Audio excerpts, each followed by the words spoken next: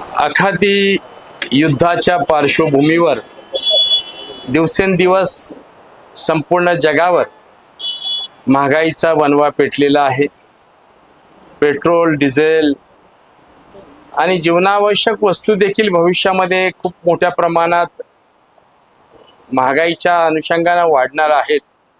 या पार्श्वभूमीवर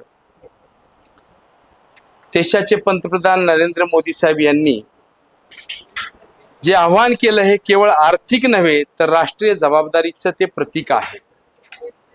आपल्या सर्वांना मी आज प्रेसच्या माध्यमातून एवढंच सांगेन की हे फक्त देशातील नागरिकांसाठी आव्हान नव्हतं, तर हे जागतिक आव्हान आहे। कारण अमेरिकेनं लादलेलं आखातामधील युद्ध हे आता हळूहळू लक्षात येत चाललेलं आहे। ते म्हणजे डॉलरची किंमत जगात वाढावी यासाठी त्यांनी उभं केलेलं हे युद्ध आहे।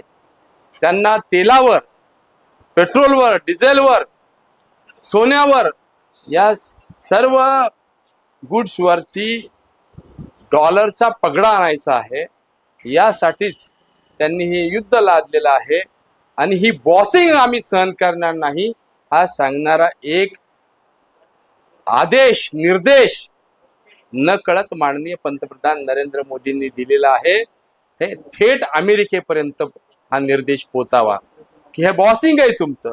म्हणून संपूर्ण देशातल्या नागरिकांना त्यांनी आवाहन केलं की 1 वर्ष सोनं खरेदी करू नका, पेट्रोल डिझेल खरेदी करता जास्ती असतं त्याच्यावर निर्बंध आणा, काटकसर करा, जेणेकरून जे ट्रम्प अमेरिकेचे राष्ट्राध्यक्ष यांचं धोरण आहे की जागतिक डॉलरची किंमत आणि डॉलर हा मोठा व्हावा, त्याची किंमत वाढावी, यासाठी त्यांनी छेडलेल्या ह्या युद्धाला कुठंतरी छडा द्यावा, ब्रेक द्यावा आणि भविष्यात अमेरिकेनं पुन्हा स्वतःच्या डॉलरच्या आणि स्वतःच्या आर्थिक उन्नतीसाठी जगावर युद्ध लादू नये म्हणून आत्ताच प्रतिबंध घालण्यासाठी आवाहन केलेलं आहे।